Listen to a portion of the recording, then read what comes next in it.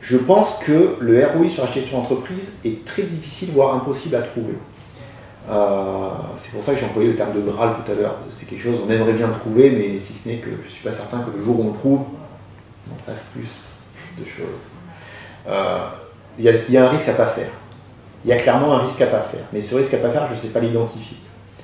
Et de plus, comme tous les risques à ne pas faire, le risque à ne pas faire, il est rentable si l'événement contre lequel je me suis assuré se passe. Si cet événement ne se passe pas, eh ben, mon coût il aura été qu'à sens unique et je n'aurai eu aucun retour.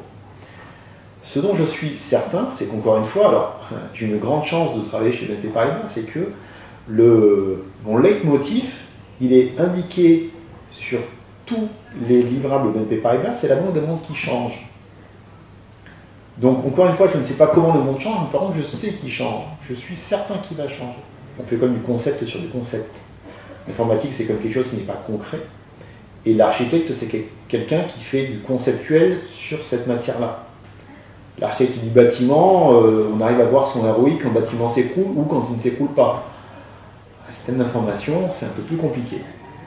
L'architecte d'entreprise, il est là, on l'a vu, pour bâtir, pour concevoir des briques d'architecture fondamentales qui vont permettre de gérer le système d'information de manière générale.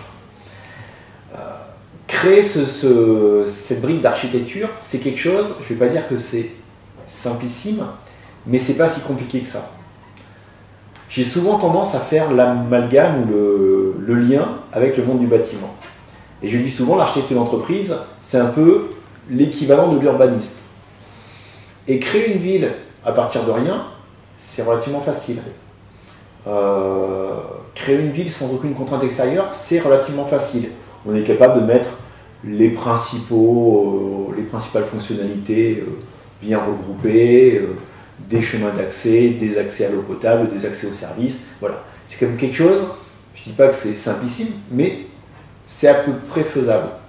Là où on a une vraie difficulté, c'est quand on a un système existant et qu'on doit faire changer ce système existant pour justement le faire aller vers une cible. Une cible, c'est pas, en architecture, c'est pas forcément quelque chose qu'on atteint. C'est quelque chose qui nous montre une direction.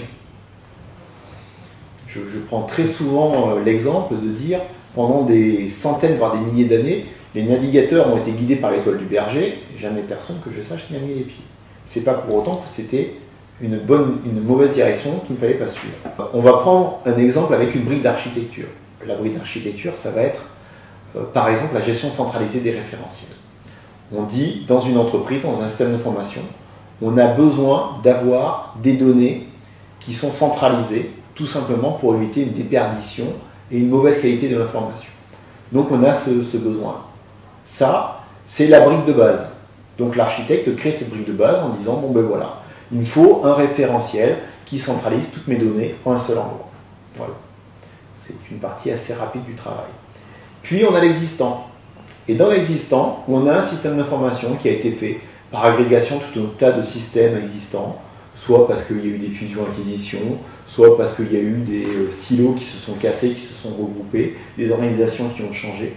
Et donc on se retrouve avec un système d'information qui gère la donnée de façon éparse. Et donc, un des rôles de l'architecte, ça va être, une fois qu'il a créé cette cible, cette gestion, donc dans ce cas précis, centralisée de référentiel, de voir comment est-ce que l'évolution du système d'information doit aller vers cette centralisation. Ça ne peut pas être fait en Big Bang.